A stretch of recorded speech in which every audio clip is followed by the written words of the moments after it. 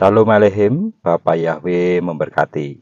Jumpa lagi dengan saya Bambang dari Klaten Messianic Center.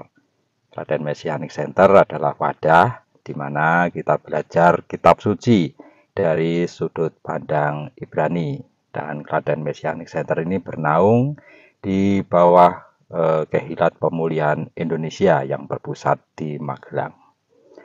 Kali ini kita akan belajar itu tentang 4 makhluk hidup yang ada di dalam kitab Wahyu atau kitab Gilyahna pasal 4 ayat 6 sampai dengan 8. Tetapi pembahasan kita kali ini berdasarkan pola Ibrani, berdasarkan sudut pandang Ibrani.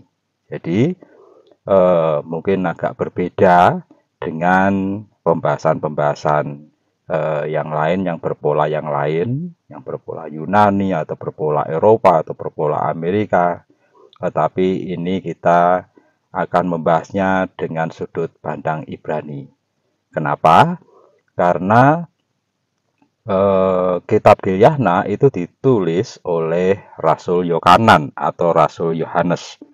Rasul Yohanan itu adalah orang Yahudi. Tentu saja dia menulisnya dengan sudut pandang atau pola Ibrani sesuai dengan asal-usulnya sebagai orang Yahudi. Ya, tanpa berlama-lama, mari kita masuk ya. Sebelumnya kita baca dulu kitab Mazmur atau kitab Tehillim pasal 124 ayat yang ke-8.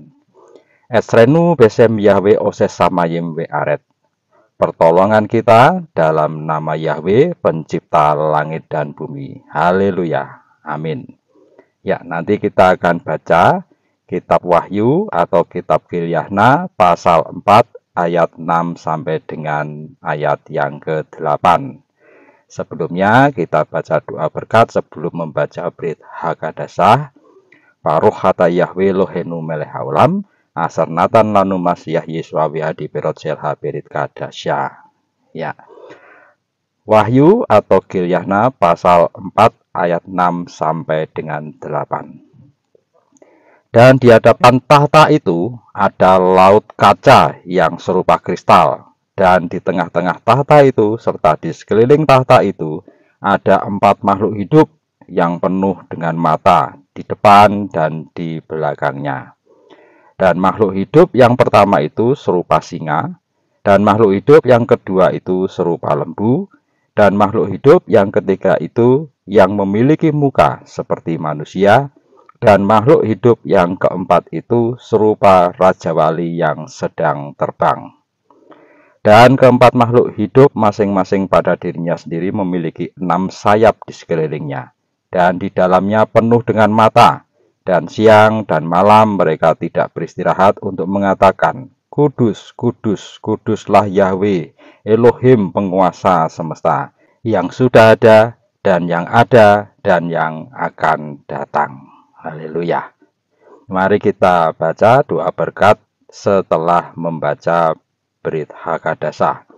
Baruch hata Yahweh Elohenu melech haolam. Asarnatan lanu hadefara emet wekaye olam nata betohenu. Haleluya. Amin. Ya.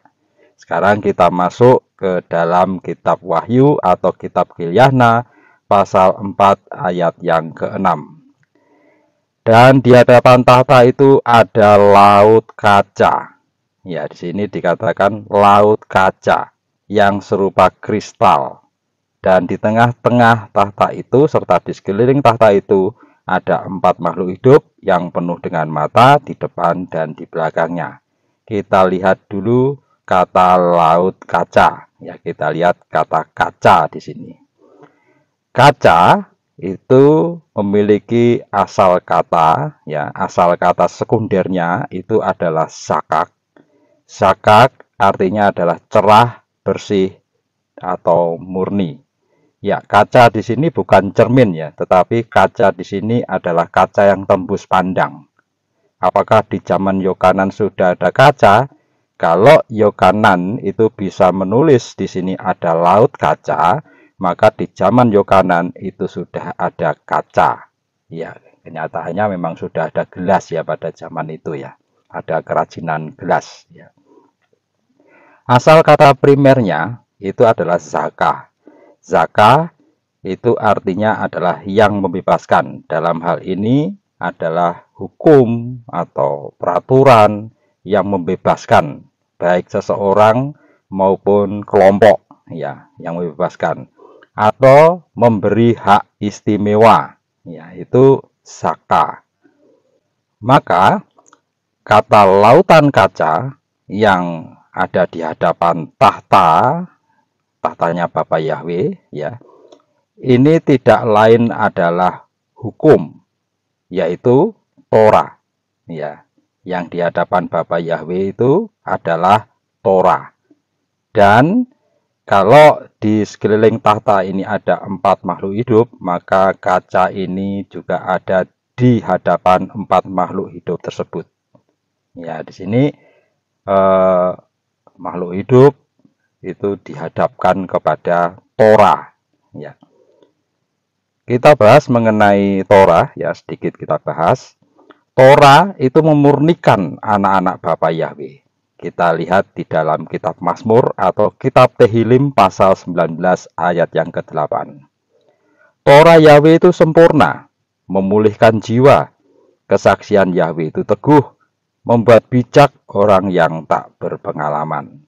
Ya, Torah itu memulihkan jiwa, memurnikan anak-anak Bapa Yahweh.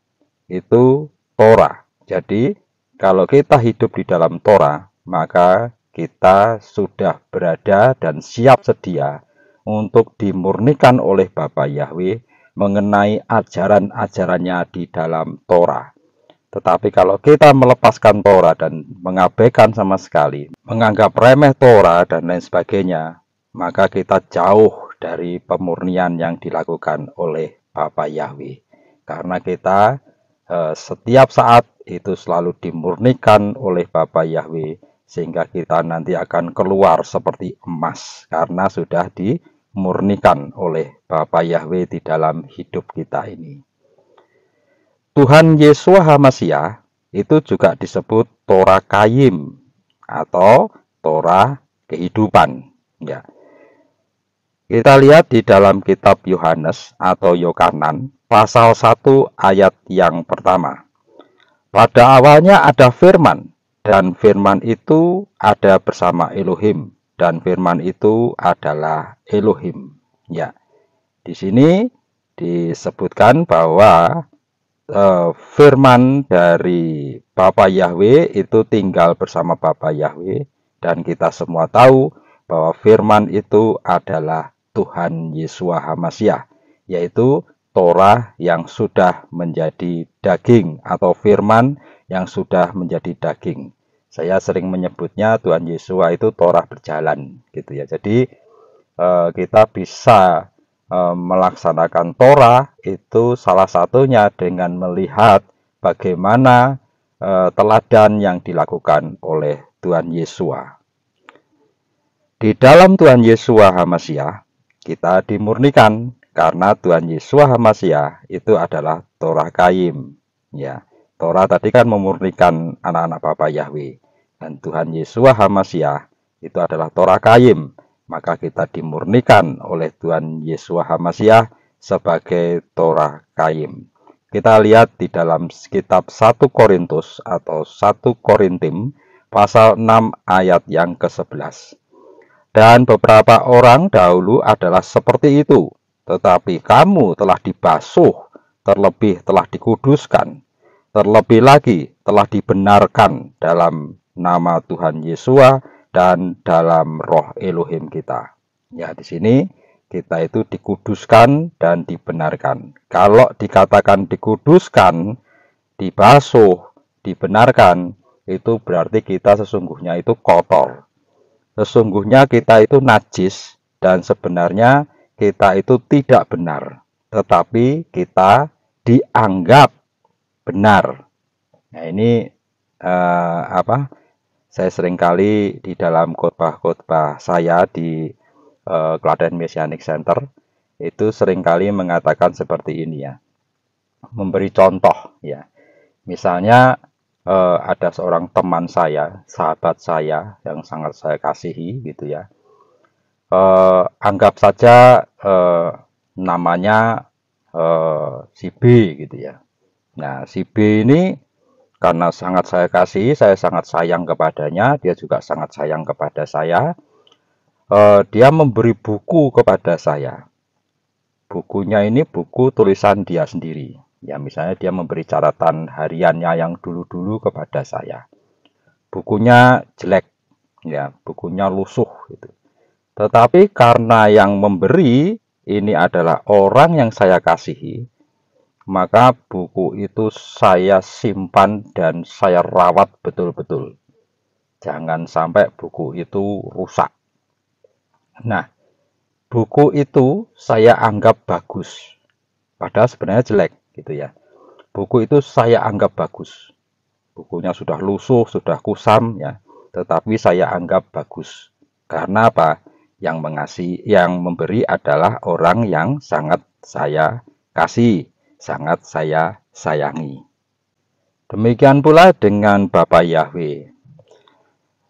Bapak Yahweh itu membenarkan kita, padahal kita ini sama sekali nggak benar sebenarnya. Ya, kita ini orang yang banyak melakukan kesalahan, banyak sekali membuat Bapak Yahweh berduka ya. Tetapi Bapak Yahweh membenarkan kita. Kenapa kita dibenarkan? Karena kita memiliki iman di dalam Tuhan Yeshua HaMasyiah. Tuhan Yeshua HaMasyiah adalah Bapak Yahweh sendiri. Jadi nanti bisa dibayangkan ya, ketika pengadilan terakhir, hakimnya dan pengacara kita itu adalah pribadi yang sama, ya, yaitu Bapak Yahweh Elohim di dalam Tuhan Yeshua HaMasyiah. Pendakwanya adalah Satan. Ya, kita kalau hakim dan pengacaranya itu pribadi yang sama, ya kita pasti selamat. Kita sekarang ke ayat yang ke-7. Dan makhluk hidup yang pertama itu serupa singa, dan makhluk hidup yang kedua itu serupa lembu, dan makhluk hidup yang ketiga itu yang memiliki muka seperti manusia, dan makhluk hidup yang keempat itu serupa Raja Wali yang sedang terbang. Sekarang kita bandingkan ya dengan ayat yang linier dengan kitab Wahyu atau Gilyahna pasal 4 ayat yang ke-7 ini, yaitu di kitab Yehezkel atau kitab Yehezkiel pasal 1 ayat yang ke-10. Di sini dikatakan, dan rupa wajah mereka keempatnya adalah wajah manusia, dan wajah singa di sebelah kanan keempatnya juga ada wajah lembu di sebelah kiri, serta wajah Raja Wali. Itulah keempatnya. Ya, di sini benar-benar linear antara yang ditulis oleh Rasul Yohanes di dalam Gilyahna pasal 4 ayat 7 dan yang ditulis oleh Nabi Yehezkiel atau Yehezkel di pasal 1 ayat yang ke-10. Jadi, jenis-jenis makhluk hidup di dalam kitab suci, kalau di dalam kitab Wahyu atau Gilyahna pasal 4 ayat yang ke-7, di sini dikatakan serupa singa, serupa lembu, lalu ada yang mukanya seperti manusia, dan serupa Raja Wali. Lalu di dalam kitab Yehezkiel atau Yehezkel pasal 1 ayat 10, di sini dikatakan wajah manusia, wajah singa, wajah lembu, dan wajah Raja Wali. Ya, makhluknya keempatnya sama ya. Tetapi kita harus hati-hati karena di sini ya kitab Yohanes menggunakan kata serupa, ya, menggunakan kata seperti, dan Nabi Yehezkel atau Yehezkiel itu menggunakan kata wajah. Jadi ini menunjukkan bahwa makhluk tersebut itu bukan benar-benar manusia, bukan benar-benar singa, bukan benar-benar lembu, maupun Raja Wali. Contohnya kita lihat aja di ini ya, di kitab Wahyu ya, serupa singa. Itu kan berarti bukan singa. hanya persis singa, kan gitu kan. Lalu kemudian di kitab Yeskiel, wajah manusia. Jadi ini bisa sesuatu, tetapi misalnya memakai topeng manusia atau memakai topeng singa. Kan jadi dia berwajah manusia, berwajah singa. Ya kan, tergantung topeng atau tergantung make up-nya. Kan gitu. Ya, jadi ini sebenarnya bukan singa, lembu, manusia maupun raja wali, ya, tetapi di sini serupa, seperti, atau berwajah. Artinya makhluk tersebut itu bukan makhluk nyata, tetapi ini adalah sebuah gambaran, ya, sebuah gambaran. Jadi ini bukan makhluk nyata, tetapi ini sebuah gambaran. Nah, ini gambaran apa? Gitu kan. Kita lihat di dalam kitab Torah, yaitu di dalam kitab Bilangan atau kitab Bemidbar pasal yang kedua. Ini nanti agak panjang ya bacanya, jadi tetapi ini harus saya baca semua supaya bisa lebih mengerti tentang Wahyu pasal 4 ayat 6 sampai dengan 8. Dan sebelumnya kita membaca doa berkat sebelum membaca Torah. Baruch hata Yahweh Elohenu melech haolam asal bahar panu mikol hampenatan lanu etoratu. Haleluya. Amin. Bilangan atau Bemidbar pasal yang kedua. Maka Yahweh berfirman kepada Mose dan Aharon dengan mengatakan, haruslah Bani Israel berkemah masing-masing menurut panji-panjinya, seturut lambang-lambang dari keluarga leluhurnya. Mereka harus berkemah berhadapan dengan kemah pertemuan di sekelilingnya. Dan mereka yang berkemah di sebelah timur arah matahari terbit adalah panji perkemahan Yehuda, menurut barisan-barisan mereka. Pemimpin keturunan Yehuda ialah Nakson, anak Aminadab. Dan barisan perangnya, serta mereka yang terbilang ada 74.600 orang. Dan mereka yang berkemah di dekatnya adalah suku Yisaskar. Pemimpin keturunan Yisaskar ialah Natanel, anak Suar. Dan barisan perangnya, serta mereka yang terbilang ada 54.400 orang. Dan suku Sebulun, pemimpinnya ialah Eliab, anak Kelon. Dan barisan perangnya, serta mereka yang terbilang ada 57.400 orang. Mereka semua yang terbilang dari perkemahan Yehuda ada 186.400 orang menurut barisan-barisan mereka. Merekalah yang harus berangkat pertama. Panji perkemahan Reuben ada di selatan menurut barisan-barisan mereka, dan pemimpin keturunan Reuben ialah Elitsur, anak Sediur. Dan barisan perangnya, serta mereka yang terbilang ada 46.500 orang. Dan yang berkemah di dekatnya adalah suku Simon, pemimpinnya ialah Selumiel, anak Surisadai. Dan barisan perangnya, serta mereka yang terbilang ada 59.300 orang. Kemudian suku Gad, pemimpinnya ialah Eliasab, anak Reuel. Dan barisan perangnya, serta mereka yang terbilang ada 45.650 orang. Mereka semua yang terbilang dari perkemahan Reuben ada 151.450 orang menurut barisan-barisan mereka, dan merekalah yang harus berangkat kedua. Perkemahan orang-orang Lewi dengan kemah pertemuan haruslah berangkat di tengah-tengah kemah yang lainnya. Sama seperti mereka berkemah, demikian juga mereka harus berangkat. Masing-masing orang di tempatnya menurut panji-panji mereka. Panji perkemahan suku Efraim ada di barat menurut barisan-barisan mereka.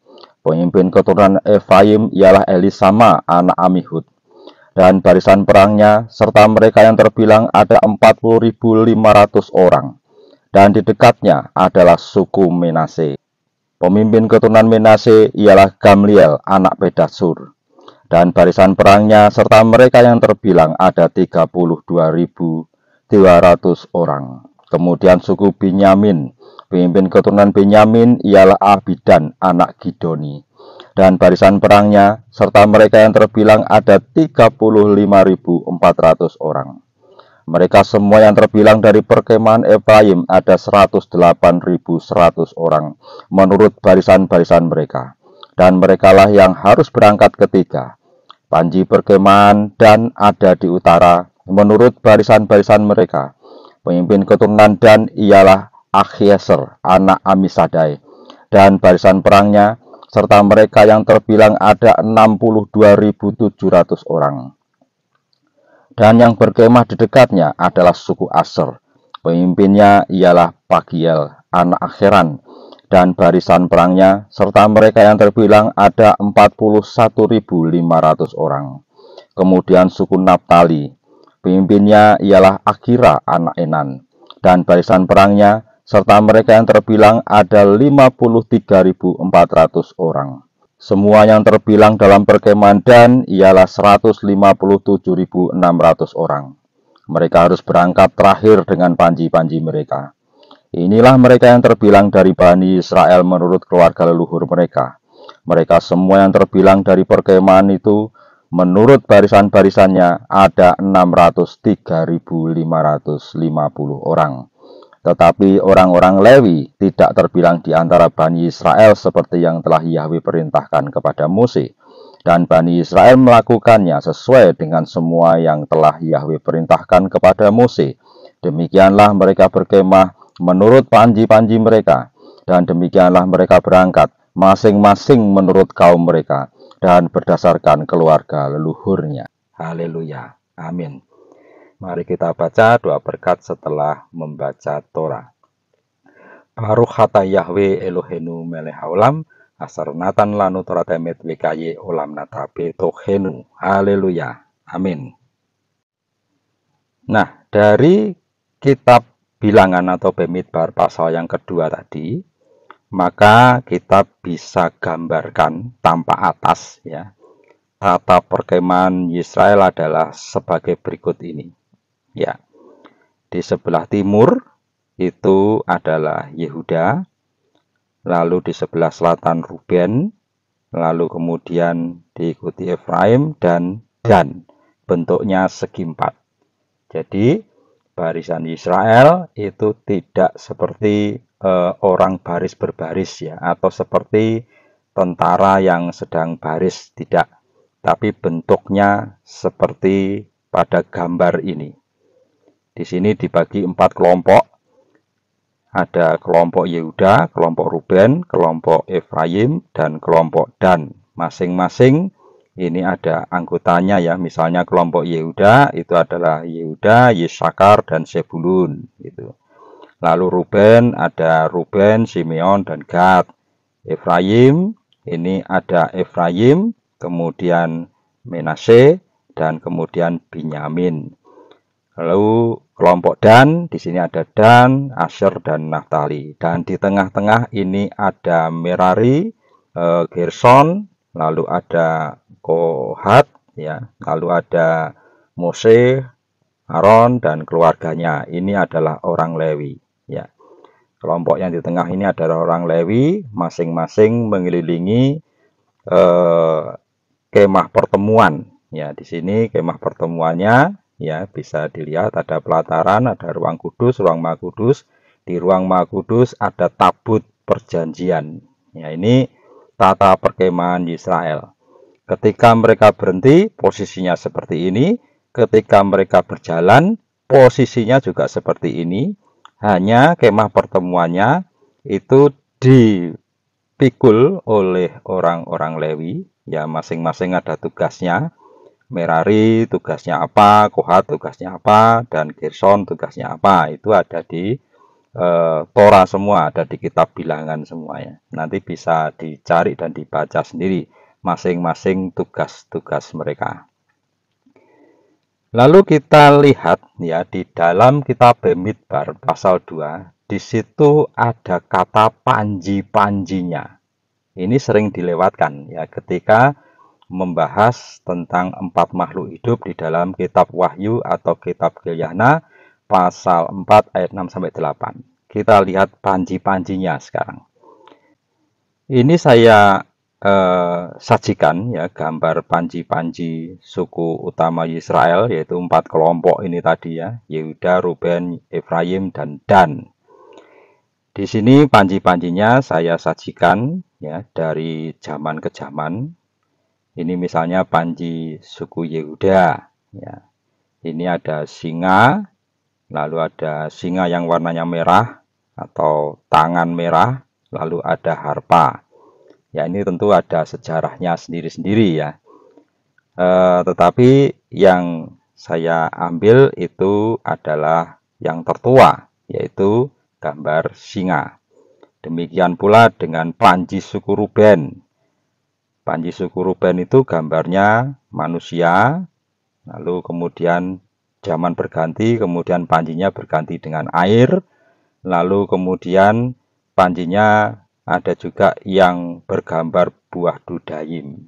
Ya, buah dudayim itu adalah buah mendrik. Itu kalau kita pernah nonton film Harry Potter, ya itu ada ini ya, ada tanaman yang dicabut, kemudian ada umbinya, lalu umbinya itu bisa ngomong gitu ya. Nah itu dudayim. Buah dudayim yang asli memang nggak bisa ngomong ya. Buah dudayim itu memang bentuknya umbi dia sebenarnya, dan ini sangat menyerupai manusia ya. Kalau dicabut itu umbinya seperti punya kaki, punya tangan ya, dan lain sebagainya. Lalu kemudian panji suku Efraim. Panji suku Efraim itu gambarnya adalah lembu, bisa juga unicorn, yaitu kuda dengan tanduk satu. Lalu bisa juga shofar, tergantung zamannya. Yang tertua adalah gambar lembu. Ini suku Efraim. Ya. Lalu kemudian panji suku Dan. Itu bentuknya adalah Raja Wali, bentuknya ular, bentuknya neraca, dan bentuknya kuda. Suku Dan itu adalah suku di Israel yang orang-orangnya ini sering ditunjuk sebagai hakim, tetapi bukan hakim seperti di kitab Sopetim atau di kitab hakim-hakim ya, tidak. Hakimnya bukan pemimpin ya, meskipun ada salah satu dari hakim itu yang dari suku Dan ya. Hakim di sini adalah orang yang duduk di pintu gerbang kota untuk memecahkan permasalahan orang-orang penduduk kota. Gitu ya, itu hakim. Jadi kalau di kitab suci itu dikisahkan ada orang ya yang duduk di gerbang kota, itu berarti mereka ditunjuk sebagai hakim. Itu contohnya adalah Lot ya. Lot ketika bertemu dengan dua malaikat Elohim ya. Lot segera tahu bahwa itu adalah malaikat Elohim. Pada saat itu Lot sedang duduk di pintu gerbang kota Sodom. Artinya, Lot itu ditunjuk sebagai hakim oleh orang-orang Sodom. Mungkin karena akhlak dari Lot atau moral dari Lot itu dinilai yang paling baik ya, di antara orang-orang Sodom yang bejat. Ya. Jadi, Lot itu adalah hakim. Ya. Ini banyak sekali di kitab suci, tokoh-tokoh yang ditemukan itu sering duduk di pintu gerbang kota. Itu berarti mereka adalah hakim ya.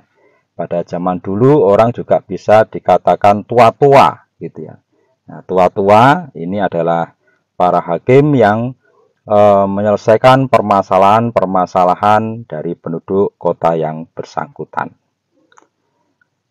Ya, dari keempat model ini tadi, keempat model panji ini tadi, kita ambil masing-masing yang tertua ya. Misalnya ini suku Dan tadi itu juga kita ambil yang Raja Wali ya. Maka kita kumpulkan panji keempat suku utama Israel. Suku Yehuda itu adalah singa, Ruben itu seperti muka manusia, Efraim itu seperti lembu, dan suku Dan itu seperti Raja Wali. Nah, sekarang kita kembali kepada gambar perkemahan Israel tadi ya. Nah ini.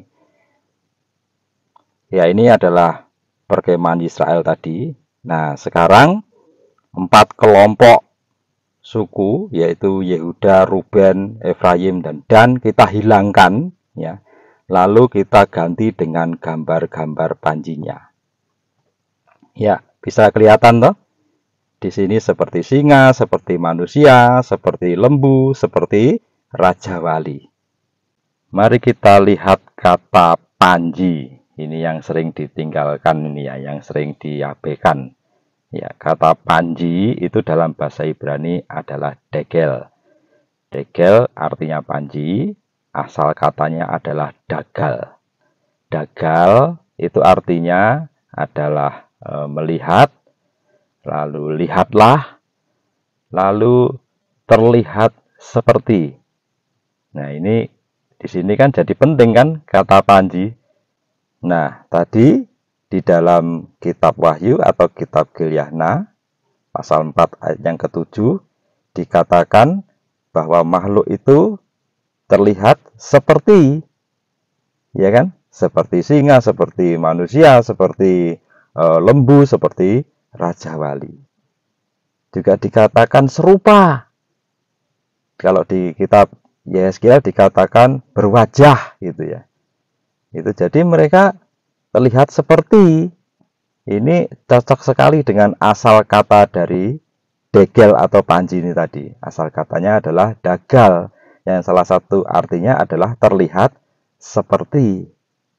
Ini yang sering diabaikan orang. Di dalam kitab suci, itu setiap kata, bahkan setiap huruf, itu penting. Ya, jadi kita perlu teliti, perlu melihatnya. Ini firman Bapa Yahweh ya ini. Jadi bukan karya sastra biasa, tetapi ini firman Bapa Yahweh. Sehingga setiap huruf, setiap tanda-tanda yang ada di dalam teks kitab suci itu dibubuhkan di kitab suci itu bukan untuk sia-sia, tetapi di sini ada arti dan tujuannya. Dan di situ kita bisa melihat arti sesungguhnya dari suatu ayat. Itu dari kata-kata, dari tanda baca yang tercantum di dalam suatu ayat tersebut. Nah, ini perlu kita perlu kita ingat-ingat ini ya kalau kita ingin belajar kitab suci. Oleh karena itu, kalau ingin belajar kitab suci, sebaiknya, bukan sebaiknya lagi ya ini, seharusnya itu kembali kepada pola yang asli, yaitu pola Ibrani. Karena dengan pola Ibrani kita bisa mendapatkan rotinya. Bukan remah-remah di bawah meja, tidak, tapi kita mendapatkan rotinya. Roti yang lezat ya, ada isinya yang enak-enak di situ ya. Kalau remah-remahnya kan sudah kering, bahkan mungkin sudah dijilati binatang lain ya. Gitu. Jadi kita harus mendapatkan rotinya yang masih hangat, masih terbungkus. Nanti kita yang buka bungkusannya dan kita makan roti itu. Ya, seperti itu ya. Ya. Jadi perwujudan 4 makhluk di dalam kitab Wahyu atau Gilyahna pasal 4 ayat 7 itu adalah gambaran dari barisan umat Bapa Yahweh. Gambarannya itu digambarkan oleh Nabi Yeskiel maupun oleh Rasul Yohanes. Itu seperti apa yang mereka lihat di dalam penampakan, yaitu seperti singa, seperti manusia, seperti lembu, dan seperti raja wali. Lalu di mana tahta Elohim berada? Ya, tahta Elohim berada di ruang Maha Kudus dalam bentuk tabut perjanjian. Itu adalah tahta Elohim, dan Elohim bermanifestasi di tengah-tengah umatnya dalam wujud tiang awan dan tiang api yang 24 jam penuh mendampingi, menyertai ya anak-anaknya, yaitu bangsa Israel. Ya, kita masuk ke dalam kitab Wahyu atau kitab Gilyahna pasal 4 ayat yang ke-8. Di sini dikatakan, dan keempat makhluk hidup masing-masing pada dirinya sendiri memiliki 6 sayap di sekelilingnya, dan di dalamnya penuh dengan mata, dan siang dan malam mereka tidak beristirahat untuk mengatakan, Kudus, kudus, kuduslah Yahweh Elohim, penguasa semesta yang sudah ada dan yang ada dan yang akan datang. Ya, di sini ada kata sayap. Ya, sayap itu di kitab suci itu menjabarkan atau menggambarkan tentang perlindungan dan kekuatan. Ya, kita lihat contohnya. Ini tentang perlindungan. Ya, kita lihat di dalam kitab Mazmur atau kitab Tehillim pasal 17 ayat yang ke-8. Jagalah aku seperti biji mata, sembunyikanlah aku di bawah naungan sayapmu. Ya, ini sayap sebagai perlindungan. Sekarang sayap sebagai kekuatan. Ini saya pilihkan ayatnya. Ini banyak sekali ayatnya ya. Tetapi saya pilihkan ayatnya di kitab Yesaya atau kitab Yesayahu pasal 40 ayat 30 sampai 31. Bahkan orang-orang muda menjadi letih dan lesu, dan teruna-teruna akan jatuh tersandung. Tetapi orang yang menanti-nantikan Yahweh akan memperbarui kekuatan. Mereka akan naik dengan sayap seperti Raja Wali. Mereka akan berlari dan tidak menjadi lesu. Mereka akan berjalan dan tidak menjadi lelah. Ya, ini sayap melambangkan atau menggambarkan kekuatan. Ya, nanti Bapak, Ibu, dan Saudara yang terkasih bisa melihat sendiri di kitab suci, yaitu bertebaran sekali. Ya, sayap sebagai perlindungan dan sayap sebagai kekuatan itu banyak sekali ayatnya di kitab suci. Ya. Jadi, formasi perkemahan bangsa Israel ini adalah desain dari Bapa Yahweh. Ya, kenapa desain ini dibuat? Ya, desain ini dibuat karena pengalaman bangsa Israel terhadap bangsa Amalek. Ya, ini bangsa yang kurang ajar ini ya. Ini bangsa Amalek ini. Bagaimana kisahnya dengan bangsa Amalek ini? Mari kita lihat di dalam kitab Ulangan atau kitab Devarim pasal 25 ayat 17 sampai 18. Ingatlah apa yang orang Amalek lakukan kepadamu pada waktu perjalananmu keluar dari Mitsraim. Bagaimana mereka mendatangi engkau di jalan dan menyerang barisan belakangmu, yaitu semua orangmu yang lemah di garis belakang, ketika engkau letih dan lesu, dan orang Amalek itu tidak takut kepada Elohim. Jadi dengan formasi baru ini, ya, kekuatan barisan Israel itu merata di setiap sisi yang siap menangkis serangan licik seperti serangan bangsa Amalek. Ya. Nanti satu saat akan saya bikinkan video bahwa di dalam kitab Torah itu kita diperintahkan untuk memusnahkan Amalek. Ada 3 bangsa ya yang harus kita musnahkan, yaitu Amalek, Moab, dan Kanaan. Nah, itu apa artinya itu ya? Karena kita kan hidup di zaman modern ini ya. Apa artinya? Ya, Torah itu kan berlaku dari generasi ke generasi. Sampai sekarang pun masih berlaku. Jadi kita harus memusnahkan Amalek, kita harus memusnahkan Moab, kita harus memusnahkan Kanaan. Nah, ini ada ada penjelasannya. Nanti satu saat akan saya bikinkan videonya. Kalau saya lupa ditagih ya di kolom komentar. Ya, kalau kita kembali ke ayat yang ke-8, ya di sini juga dikatakan bahwa di dalamnya itu penuh dengan mata. Ya, penuh dengan mata. Di dalamnya apa ini? Ya, ini di sayap mereka. Itu penuh dengan mata. Ya. Penuh dengan mata itu bahasa Ibrani-nya adalah melot enayim. Ya. Melot enayim atau penuh dengan mata artinya adalah penuh kewaspadaan.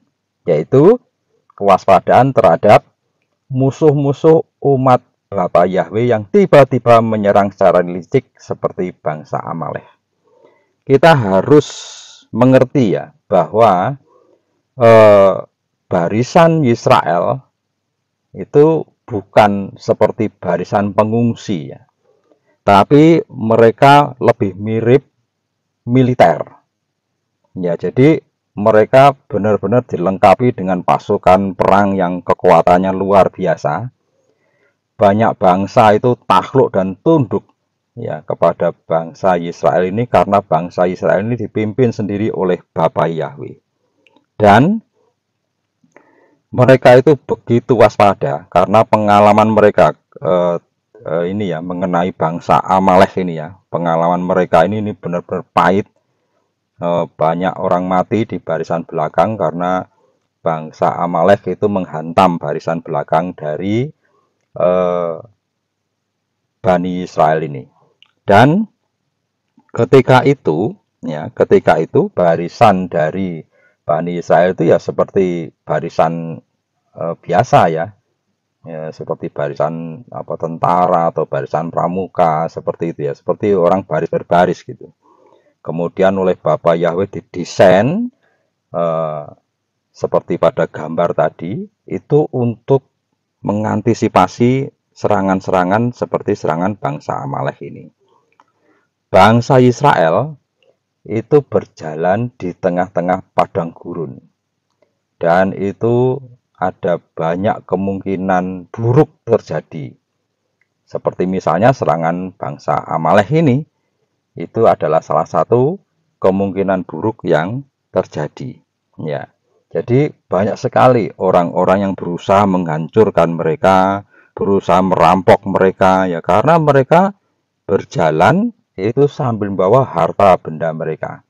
Bayangkan saja ya perabot di kemah pertemuan atau kemah suci itu terbuat dari emas, dan betapa ketika mereka berjalan perabot-perabot itu bisa bergemerincing ya karena emas yang tersalut di yang tersalut di perabot-perabot tersebut. Ya, kewaspadaan bangsa Israel ini juga sudah dijabarkan oleh Yohanan ya, oleh Rasul Yohanes di ayat yang ke-6. Kita lihat kitab Wahyu atau kitab Keluaran pasal 4 ayat yang ke-6. Di sini dikatakan, dan di hadapan tahta itu ada laut kaca. Ya, di hadapan tahta itu ada Torah yang serupa kristal. Ya, dan di tengah-tengah tahta itu serta di sekeliling tahta itu ada 4 makhluk hidup yang penuh dengan mata di depan dan di belakangnya. Kita lihat di sini, penuh dengan mata di depan dan di belakangnya. Mata tadi menggambarkan apa? Menggambarkan kewaspadaan, berjaga-jaga. Itu arti dari penuh dengan mata. Ya, untuk lebih mengerti kita lihat di dalam kitab Matius atau kitab Mattityahu pasal 26 ayat yang ke-41. Di sini Tuhan Yesus berfirman kepada murid-muridnya dan kepada kita juga ini ya. Berjaga-jagalah dan berdoalah supaya kamu tidak masuk ke dalam pencobaan. Roh memang berkemauan kuat, tetapi daging lemah. Nah, ini kita harus berjaga-jaga dan berdoa supaya tidak masuk dalam pencobaan. Karena musuh kita itu selalu berusaha agar kita masuk ke dalam pencobaan. Siapa itu musuh kita? Kita lihat di dalam kitab Efesus atau Efesim pasal 6 ayat yang ke-12. Sebab bagi kita pertarungan itu bukanlah melawan darah dan daging, melainkan melawan penguasa-penguasa, melawan otoritas-otoritas, melawan penghulu-penghulu dunia kegelapan zaman ini, melawan hal-hal spiritual yang jahat di alam surgawi. Jadi musuh kita ini kalau disingkat ya, musuh kita itu Satan.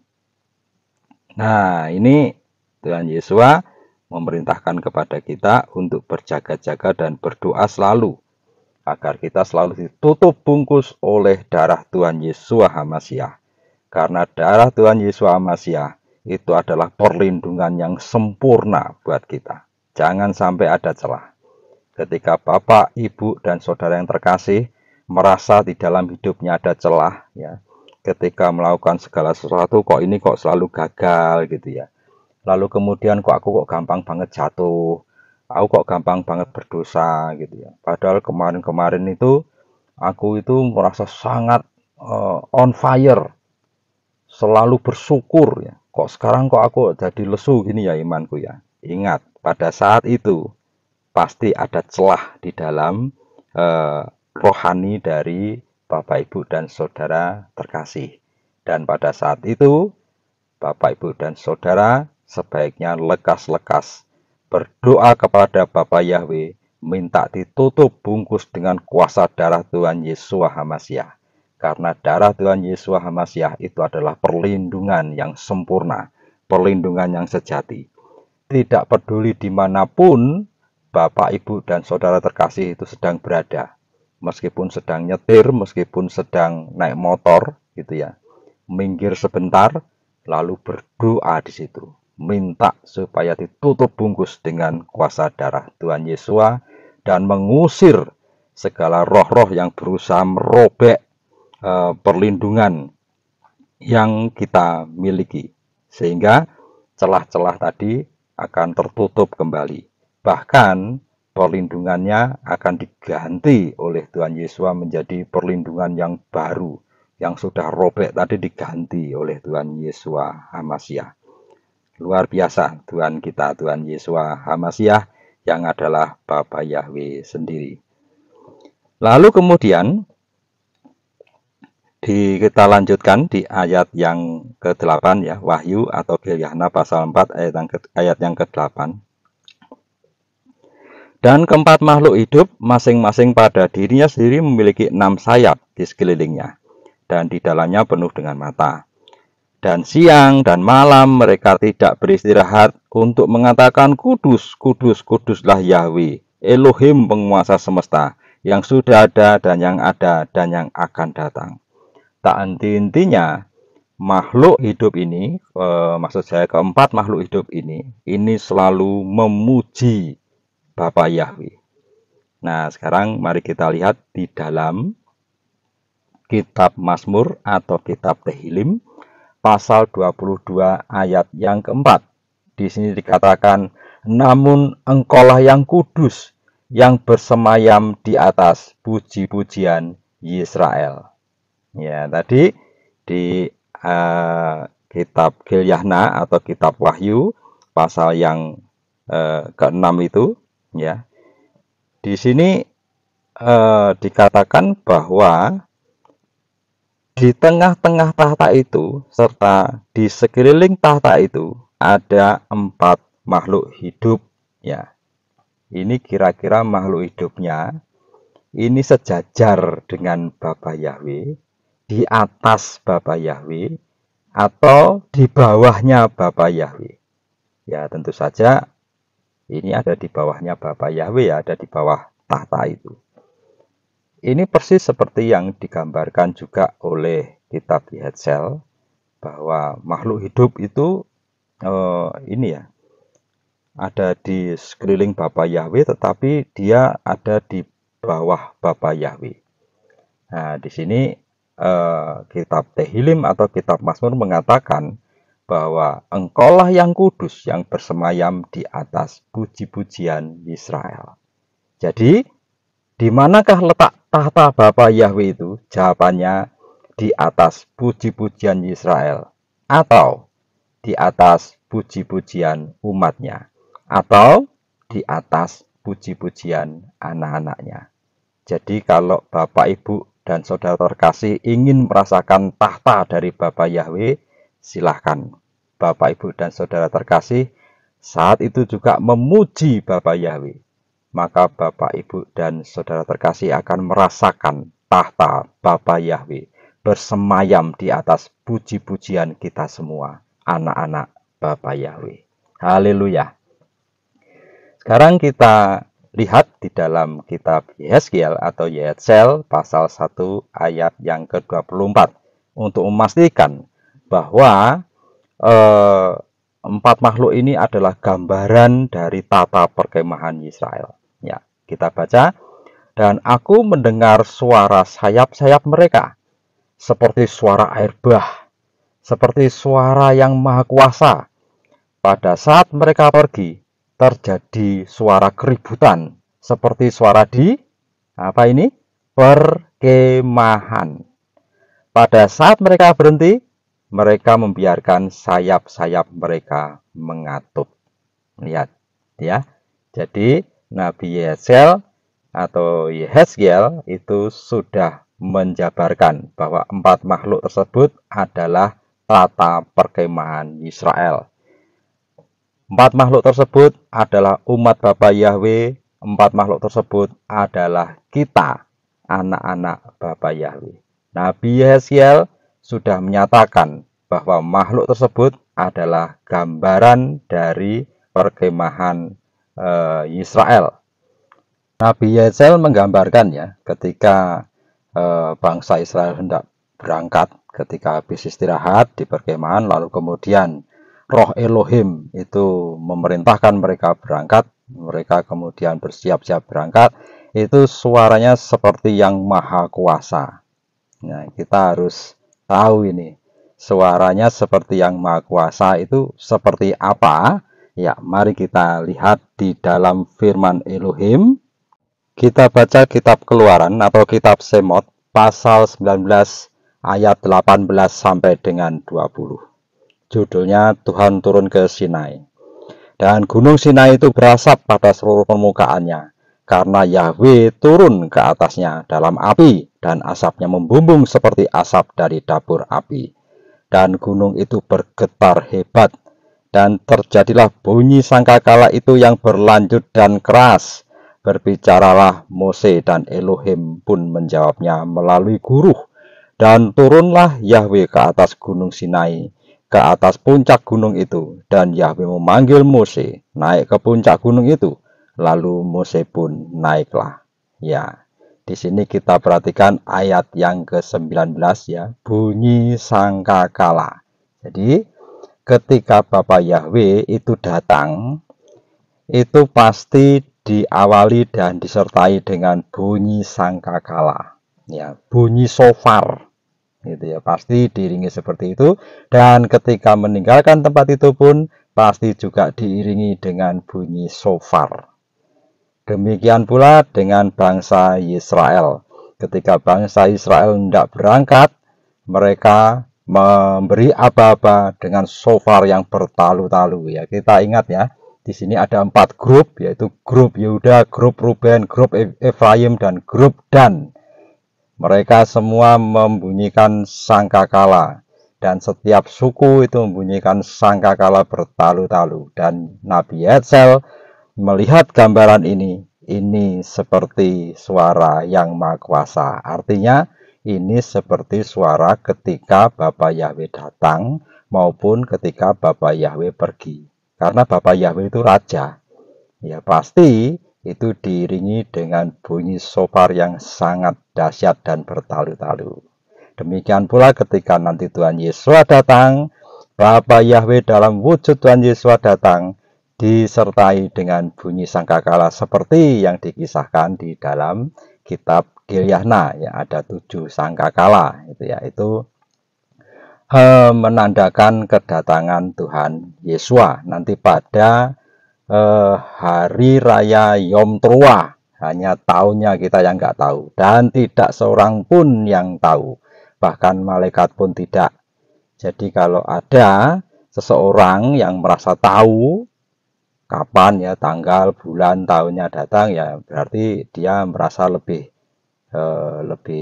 lebih tahu ya. Jadi itu termasuk orang sombong.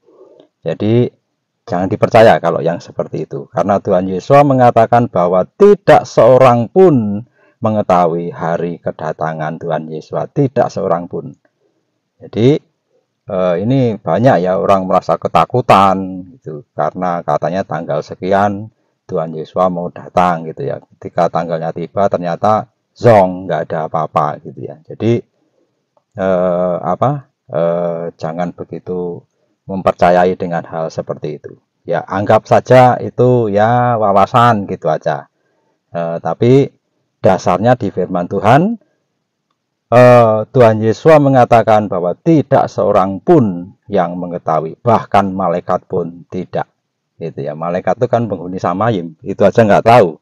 Ya kita yang tinggal di bumi ini terus merasa tahu kan, itu kan sombong sekali ya. Ya, yang kita tidak tahu adalah kapan Tuhan datang, karena datangnya seperti pencuri di waktu malam, tidak diduga-duga.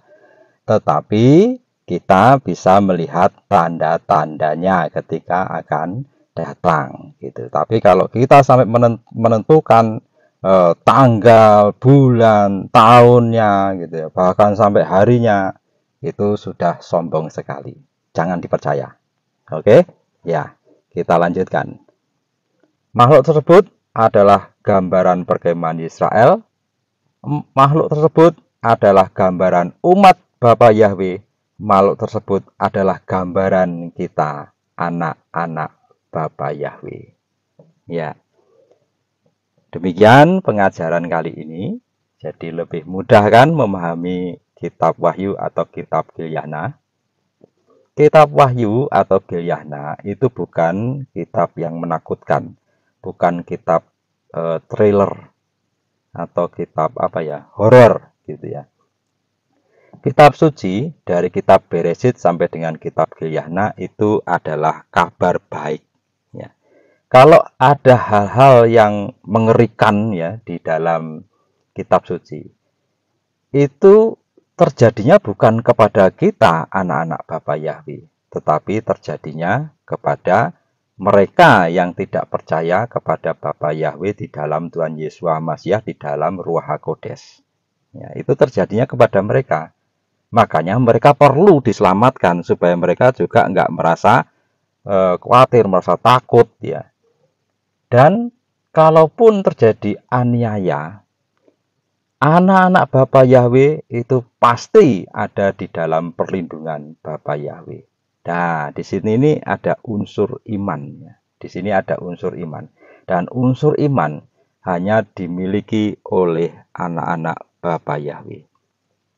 Kita lihat kata emuna ya. Suatu saat kita akan belajar kata emuna gitu. Emuna atau iman itu memiliki gematria 102. Sedangkan penyembah Yahweh, bahasa Ibrani-nya adalah Ebed Yahweh, itu adalah artinya pelayan Yahweh atau penyembah Yahweh. Itu gematrianya sama dengan emuna, yaitu 102. Maka iman yang benar itu hanya dimiliki oleh para penyembah Yahweh, karena gematrianya sama. Itu tidak bisa disangka lagi kalau gematria tidak bisa dirubah-rubah ya, karena itu matematis. Jadi apa yang kita imani, yaitu beriman kepada Bapa Yahweh di dalam Tuhan Yesus Masiah dan Ruach HaKodes, itu adalah iman yang benar. Jadi tidak ada alasan untuk kita takut ya untuk membaca kitab suci. Kita menjadi takut itu kan karena ini ya, karena tafsiran-tafsiran dari pola yang lain, dari pola Yunani, pola Eropa, pola Amerika dan lain sebagainya. Orang Eropa dan Amerika itu kan banyak membuat film film-film scientific dan lain sebagainya ya. Jadi mereka menggambarkannya juga mungkin karena mereka sering menonton film itu ya, jadi lebih mirip film daripada tafsiran yang benar. Tafsiran yang benar itu selalu merujuk kepada Torah. Karena kitab suci kita, kitab yang utama itu adalah 5 kitab Torah, itu kitab yang utama. Sedangkan kitab Nevi'im, Ketuvim, dan Brit Hakadasa itu adalah kitab-kitab yang menjelaskan bagaimana mengerti dan melakukan Torah. Itu kitab Brit Hakadasa termasuk yang menjelaskan itu, termasuk kitab Injil ya, kitab Pesora, Matityahu, Menachem, Yosef, dan Yohanan. 4 kitab Pesora ini juga menjelaskan bagaimana melakukan dan mengerti Torah dengan benar. Nah, kalau kita mau merujuk kepada Torah, maka kita bisa dengan mudah untuk menafsirkan, bahkan menafsirkan secara pribadi apa yang digambarkan di dalam kitab Gilyana atau kitab Wahyu. Nanti ada gambaran-gambaran yang lain ya, seperti wanita yang berpakaian merah, seperti binatang-binatang ya. Lalu kemudian ada wanita yang berselubungkan matahari, bulan dan bintang. Itu ada banyak gambaran-gambaran itu, dan kalau kita mau merujuk ke Torah, maka penafsiran kita jadi benar gitu ya, karena kita merujuk kepada yang utama atau yang inti di dalam kitab suci, yaitu Torah. Jadi kalau kita mau mengerti kitab Wahyu atau kitab Gilyana, maka kita harus merujuk kepada Torah. Kalau tidak merujuk kepada Torah, maka penafsirnya akan kebingungan sendiri dan hasil tafsirannya pasti salah. Karena semuanya merujuk kepada Torah. Rasul Yohanan itu adalah orang Yahudi, dan pada zaman Rasul Yohanan itu belum ada Brit Hakadasa. Ya, baru ditulis, dikanonisasi aja belum, gitu ya. Belum ada perjanjian baru di dalam zaman Rasul Yohanan. Jadi Rasul Yohanan itu pasti menulisnya berdasarkan Torah, dan dia tidak akan meleset dari Torah. Torah adalah firman Bapa Yahweh, dan kalau Tuhan Yesua itu berkali-kali menyebut kehendak Bapa, kehendak Bapa, kehendak Bapa, seperti itu ya, kehendak Bapakku yang di Samayim. Yang dimaksud kehendak Bapa itu ya Torah itu. Jadi kalau tidak merujuk kepada Torah, maka itu meleset dari kehendak Bapa Yahweh. Ya, seperti itu ya.